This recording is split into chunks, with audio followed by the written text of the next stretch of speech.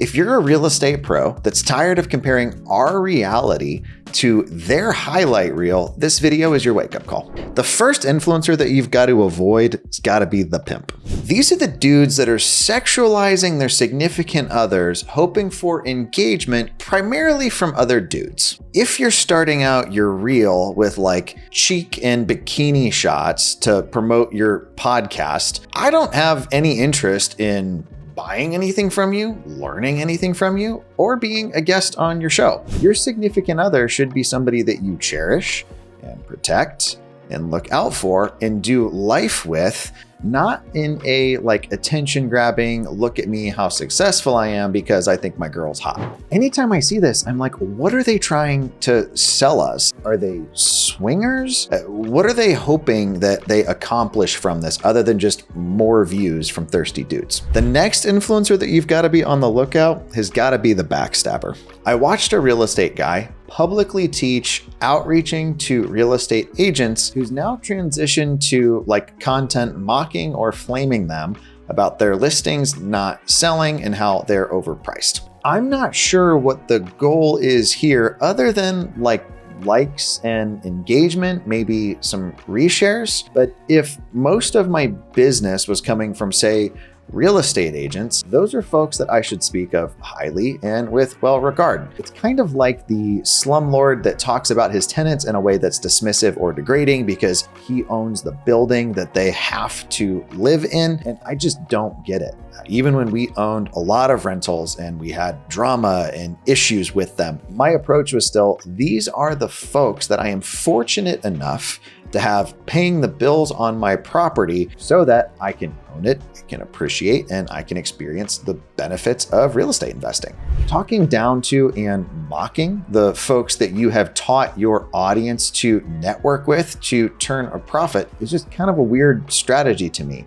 If these people are idiots like you're claiming that they are, then why did you tell me to go work with them in the first place? Wouldn't you be much better off being a voice of reason and light in the space and educating agents on how to price things appropriately versus flaming them when they're struggling? This one's a little bit creepy, but I want you to be on the lookout for the sloth. I've seen a couple smaller influencers using AI to make talking head content of themselves that clearly isn't real. It's like their lips moving on like a cutout. It reminds me of like the SpongeBob intro with like the fish with the lips, but it's like reading real estate facts or giving tips and tricks. While I'm all for putting out consistent content or leveraging AI in 2025, doing it in a way like this is just kind of noisy and disrespectful. It's like, clearly you put so little effort into this, you couldn't just look at your camera and hit record. So why am I going to trust my business to you? In my own companies, we use AI in a couple different ways, but like even when it comes to my emails, I write all of my own emails. I don't just throw in a prompt into Claude or ChatGPT and say, hey, make me an email that's going to make the people that are on my list do this. I write a draft and I say, hey, I don't want you to tweak anything. I don't want you to change anything. I want you to give me feedback though. Are there any disconnects or breaks in this? Is there anything I should look at improving? I ask AI to effectively push me to dive deeper into myself and pull out more of a complete story versus like, just do it for me. This next one is one of my personal pet peeves, probably because I fell for it early on, and I'm gonna lovingly refer to them as the ego bro. The ego bro is somebody that white labels a software and then just promotes it as their own. I've seen multiple people with the rise of AI launch their new groundbreaking AI software that's just a white label of ReallyFlow. Now, I just for fun threw in a ChatGPT prompt and said, hey, what are some white labels of ReallyFlow?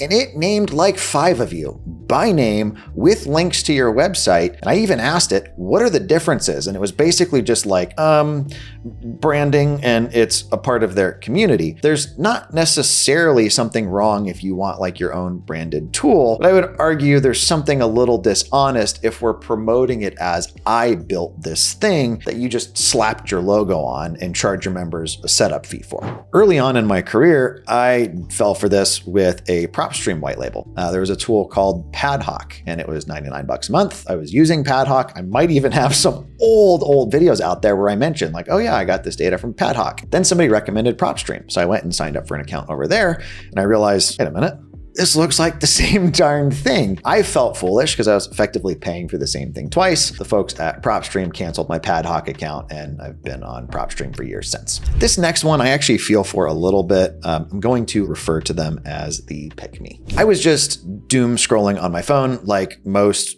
stressed entrepreneurs looking for some form of distraction or entertainment whose screen time is way too high. And I saw an ad for a vendor in the real estate space. And one of the comments on that ad, I'm a comment sucker. Like if I see something funny, I want to see what the comments are because often those are even funnier to me. So I click on the comments on this ad, just kind of curious how it's doing.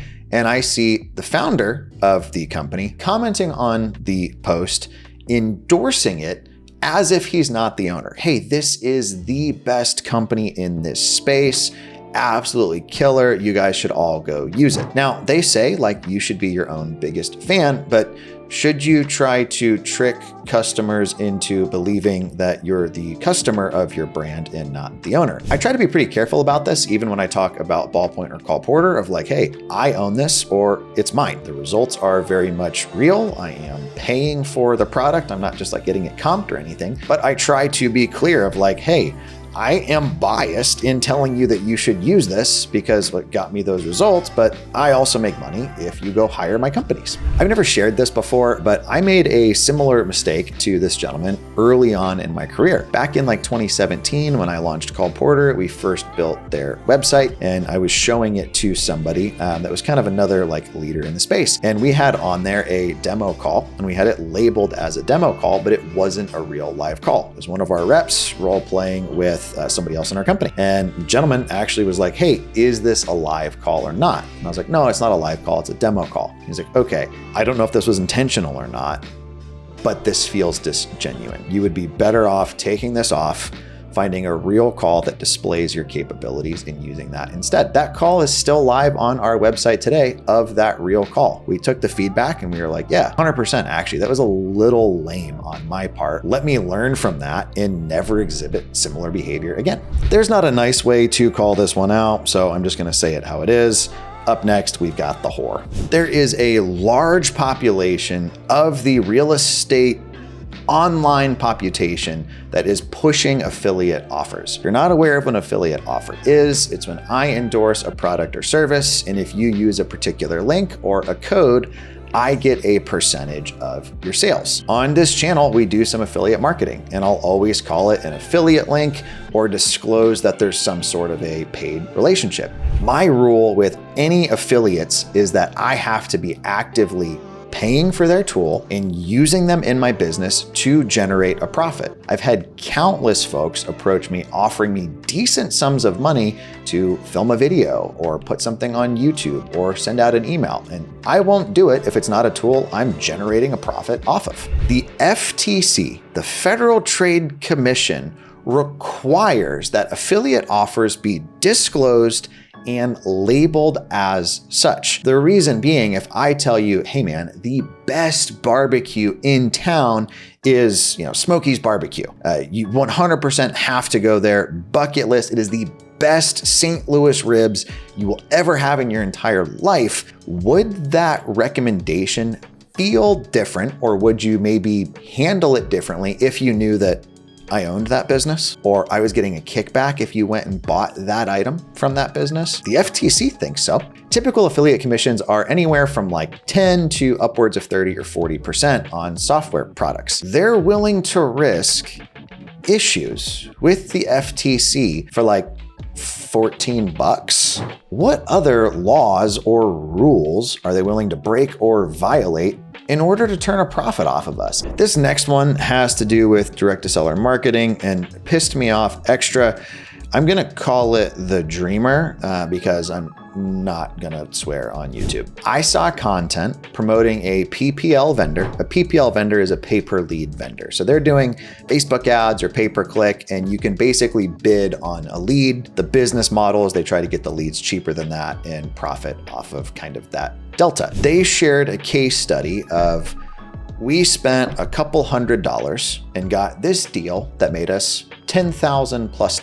Now, the logical person looks at that and thinks, wow, I can turn $300 into 15 grand. That sounds great, right? That sounds very appealing. Here's what they left out though. That was the cost for one lead. It's possible they had one lead, one deal. Don't get me wrong. I've had weirder things happen in my business. The reality though is that campaign or their spend on the month was likely 5, 10, 15, 20, 30, 40 leads to get a deal. Some good friends of mine use PPL and their cost per acquisition is north of $4,000 once it averages out. I could totally spin results to say, I got this incredible deal and it only cost me $1. It was just the cost of this one postcard. But how many postcards were in that campaign? Was it 3,000? Was it 4,000? Was it 5,000 of them? If I'm that PPL vendor, I'm actually a little pissed because anybody that comes to me from that person as a referral is going to expect, what is that, a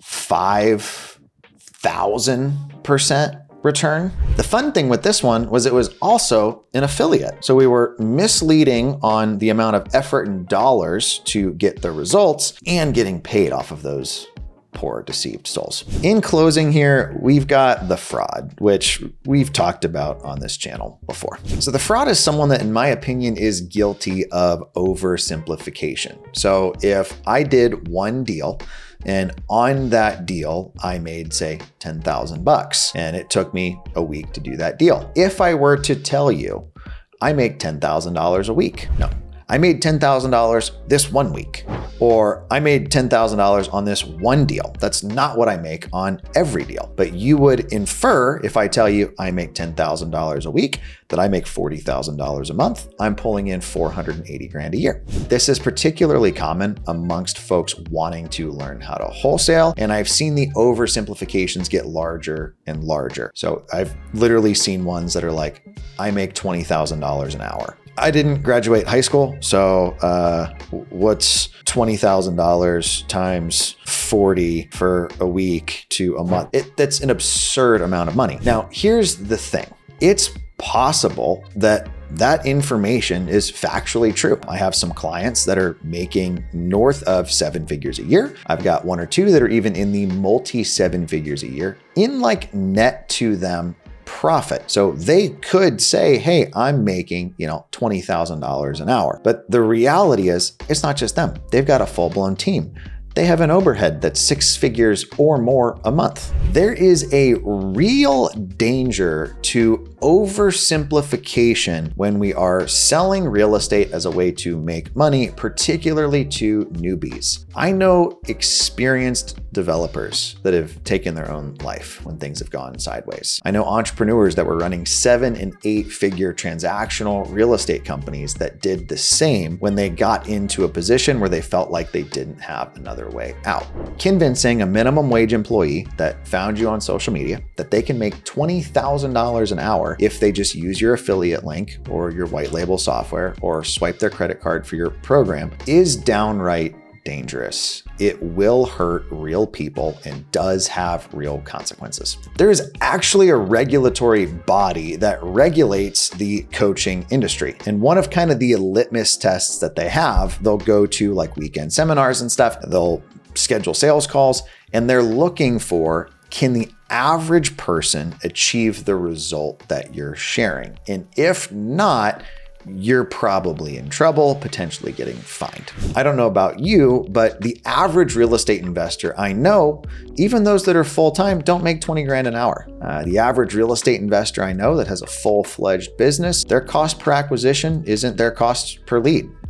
In my business, for instance, we're averaging a closing for every 1 in 11 to 1 in 14 leads we get. So my cost per acquisition is the cost of approximately 11 to 14 leads. If you're hoping for drama on this video, it's not going to come from me. You guys can do what you want in the comments, but I'm not a CoffeeZilla. This is not an expose type channel. The whole point of today's video is to protect folks that are like me. Early on in my career, I was following these guys with Lambos and private jets and yachts, and I'm sitting there trying to figure out how to make ends meet in my real estate business or on my rentals, wondering, what are they doing that I'm not? It turns out they were just lying. If you are relatively new to the real estate space, I'm gonna let you in on a sucky fact. The market in 2025 is tougher than it has been in the past. During COVID, the real estate market just kind of exploded, and there's this saying in business of a rising tide raises all ships. You could agreeable gray an ugly house in the hood and turn a ton of profit on it, but you're probably not doing that in 2025. I guess the backside of that is a falling tide also lowers all ships. It is okay to admit that the business is more difficult for you right now than it was back in, say, 2019 or 2020. What I found in this business when I started, it used to be easier to buy something and harder to sell it. It then became harder to buy stuff and easier to sell it. Right now, it's kind of like a little difficult to buy still. Arguably, it's getting easier. We've got a lot of sellers coming out of the woodworks, but you're having to put more effort into how you actually sell the place. We had somebody in my group CCF recently share a win on a project where he only made $8,000 after a whole bunch of effort. And it was his takeaways of like, hey, I've got to operate better. I need better margins. I need to not be a motivated buyer. And I don't need to just do a project because I want to do a project. Sometimes the best project is the one we don't do. My goal with today's video isn't to like flame people. In fact, if anybody I'm loosely referring to draws the conclusion that like, oh crap, he's maybe talking about me, my goal is that they take that like how I took the feedback on my demo call of like, is that what I want to put out into the marketplace? Or can I do better? And for those of you guys that are seeing some of this content, getting frustrated by it, or falling for it, my goal is to show you you're not alone. This YouTube channel, this community, we are your people. So if you enjoy content like this, be sure to like and subscribe. My name is Ryan Dossey, and I'll talk to you guys next time.